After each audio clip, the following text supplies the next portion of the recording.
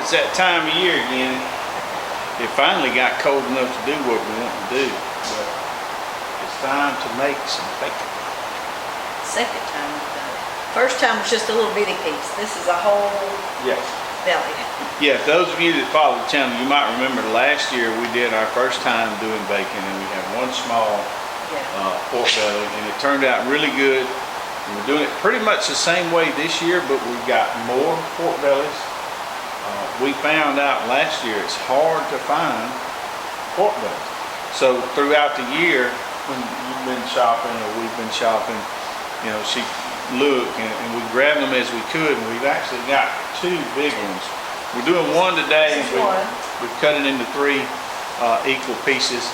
And the reason for cutting it was to fit in our bags. Yeah, is that gallon?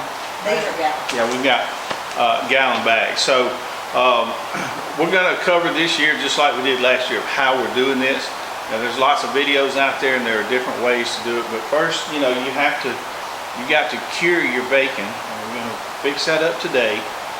We've got a mixture we put together. We're going to go over that in just a minute, and we're going to get the rub on here, the salt rub on here, get them in the bags, and get them in the refrigerator for the week-long process of curing the bacon.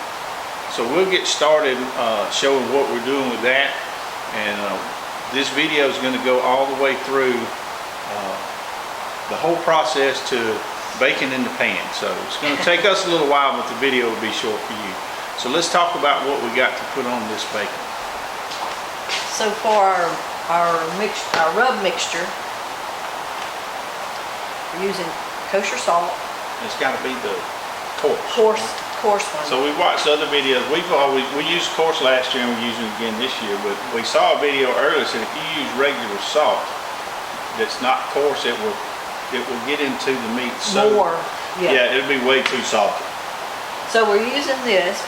We've got a tablespoon of the salt per pound.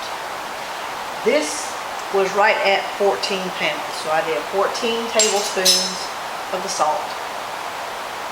And then you match the salt to the same amount. Some people do 50-50 salt and brown sugar. You can use the dark sugar or the light, doesn't really matter. We use the light. So we've got it mixed, ready to go. Now this time, we did the 50-50 last time, and I think we added a little honey last time. We're not going to put the honey in this time, but I almost doubled up on the sugar. I want it to have a sweet flavor. It's not quite double, but close. Yeah. So we're going to get to rubbing. So now we're ready to get this rub on the meat.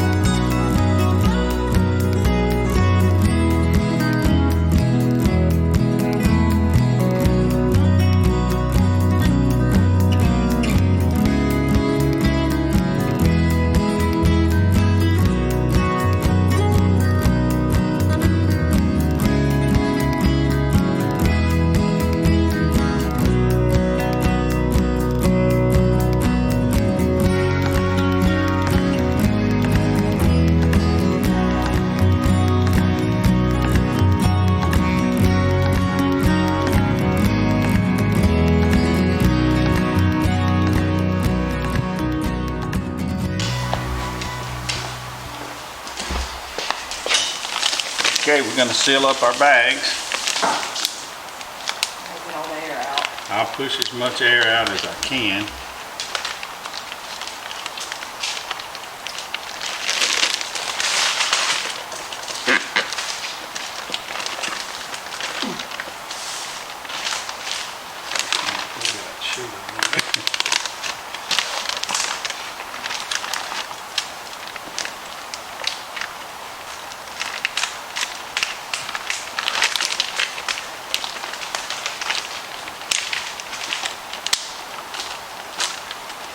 cut it close with our bags. That's just enough room.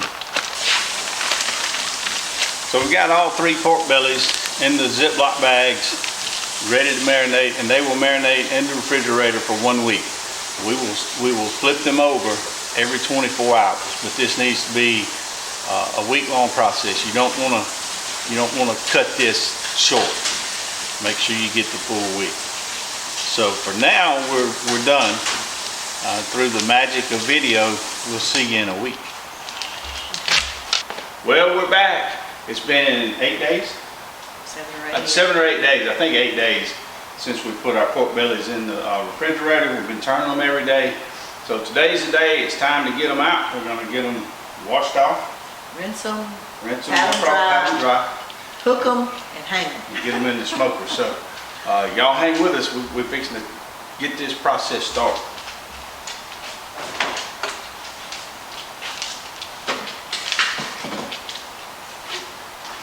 You can take them all at once. Yeah. All right.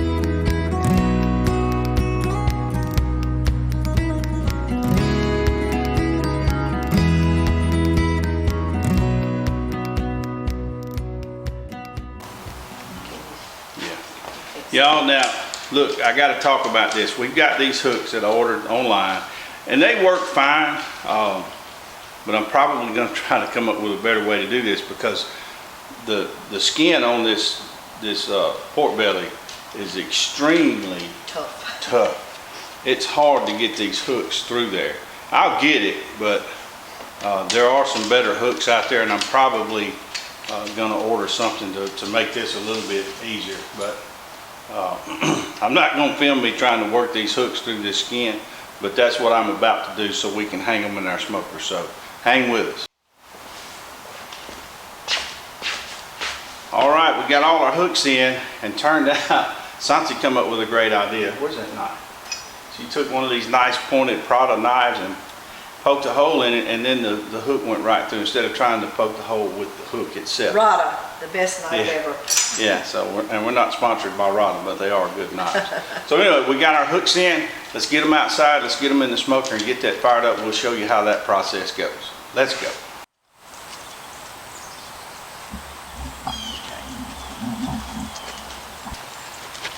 All right, it's time to get this meat hung up. I don't know if I can get two of them side by side. I think so.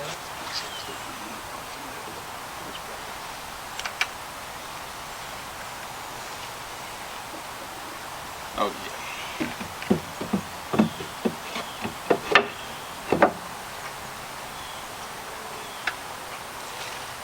Woo. We can move it back a little bit. This way, we got all three pieces hung in here. I want to kind of explain how this coal smoker works. I've got a video out last year when I built this. I'll tag that in the description or somewhere where you can go back and watch that if you like. But the object of cold smoking is to smoke your meat without cooking it. Yeah. That's why we're having to do this in the wintertime. Even though it's a sunny day, we're probably 60 degrees, somewhere around 60 degrees, and it'll get cooler tonight. I don't want the temperature inside this box to get over about 80 to 90 degrees. Yeah. And it doesn't have to be a complicated process. I've simplified this down as best I can. Matter of fact, let me go ahead and close this up.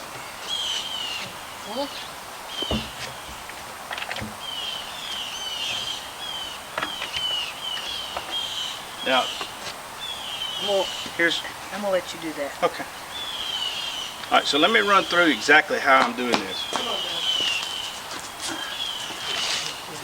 Yeah, I said I tried to keep this simple. So this is basically a stainless steel pellet holder. And this pellet holder I got online for, I don't know, $12, maybe $15, I really don't remember. And I use pellets, which I've got a bag of pellets down here, and these are, let's see, what kind of pellets have I got? All natural mesquite pellets is what I've got, and I think I got that bag of pellets at Tractor Supply, I believe. Now you can see I've got an old barrel. Here's a small barrel I found, and that's where I'm going to put these pellets in. And then I've got a tube that comes over. It's a 3-inch tube that I got, I think at Lowe's, and it comes into the bottom. And of course I got vent holes up here, so my smoke is going to be over there, and it's just this little small container of pellets, so it's not really going to generate heat. So by the time it comes over and comes up to where the meat's at, it's just smoke. There's no heat coming into this box, so it will stay cool. And I'm going to smoke it this way for about at least 12 hours, maybe a little longer. I don't know. I'll just look at the meat and we'll see. This particular little container, this will provide smoke for about 4 hours. So I'll end up, you know, filling this thing up about 3 times probably through this whole process. So it makes it nice and simple. I don't have to have a big pile of wood. I don't have to have a fancy, you know, air induction system. I mean, that's great if you want to do all that, but I've tried to keep this as simple as I could. So I'm going to get these lit off. We'll light this in, and what it'll do is slowly burn down. I'll lay this in there like that. It's got one side's kind of solid. I'll lay it on that, but it'll start burning here, and it'll take it about 4 hours to burn all the way down to this other end. And then we'll load it up and do it again. So I'm going to get this lit off and get it in there, and we'll show you this thing working here in just a minute. In order to get this thing lit off, I got one of these little torch lighters at Walmart. It cost you about $10, but boy, they'll do the trick. So I take that thing and just start right there on that end. You can see it already starting to smoke as it's getting hot. And I'm going to set this in there to finish lighting it off, but I just wanted you to see how I go about it. Well, you can see the smoke just that little bit puts out. So we're going to have plenty of smoke running through this thing here in just a few minutes. So we'll be right back. So I've got our pellets, and just, you know, just small pellets. I've got the tube filled up. I've got it in there. I'll show you here. I set it right there.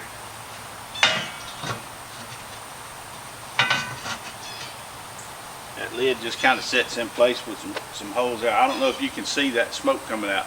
And literally this has been going less than 5 minutes. I got that end lit off, and you can see it's coming out of my vent holes there. I'm sure you can see that smoke. So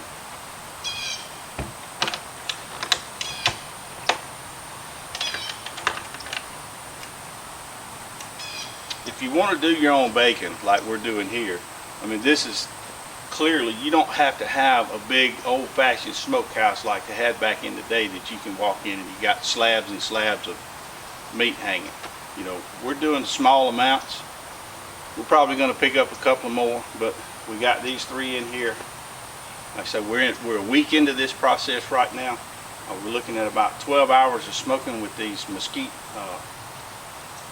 pieces that we got in there, and you see it works great. So hang with us. We'll check on them periodically, and I'll bring you along with that. And once we're done, we're going to slice up and have some bacon. All right, it's time to get our bacon out of the smoker. And we've had it in there, what, probably?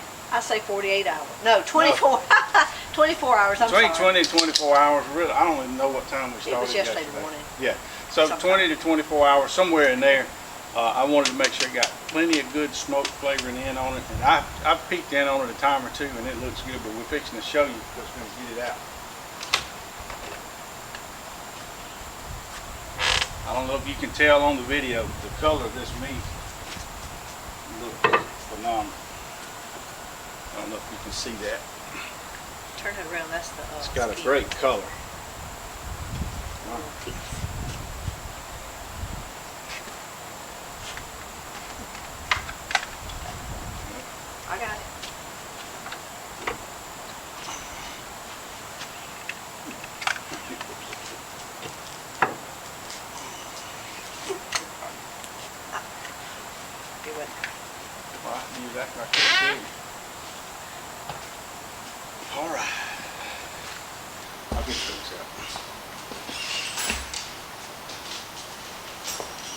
out. We're gonna get the hooks out of this.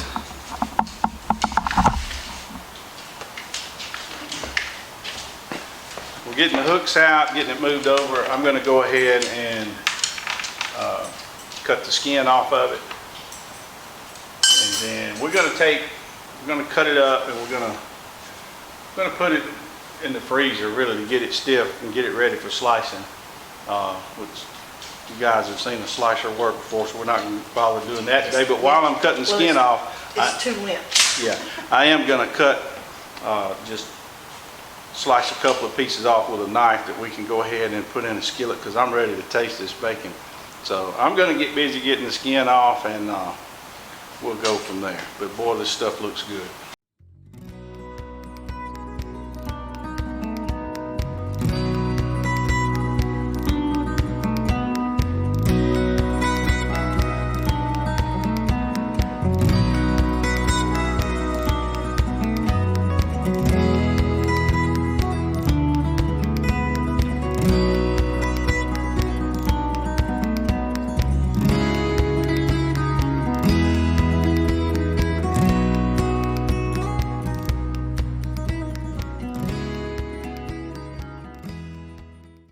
So we're looking at the grain, and you can see that grain looks good on that end or that side.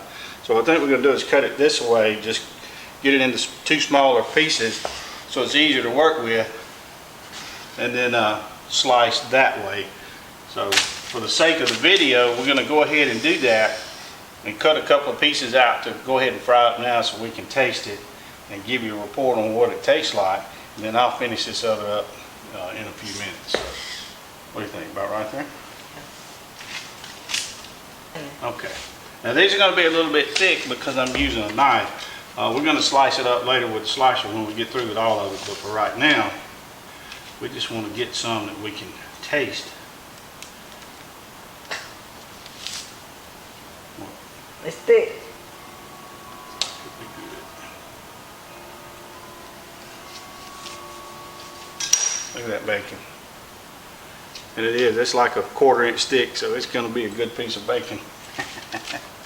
Two of them? Let's do two. Do three. Three? You can try one. All right.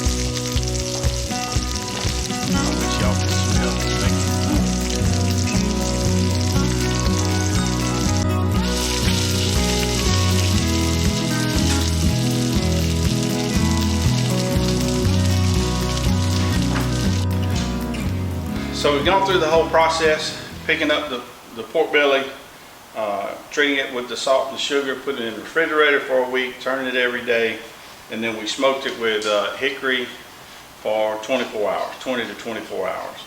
And that led all the way up to where we are right now as a finished product. And we have already tasted a little taste of it.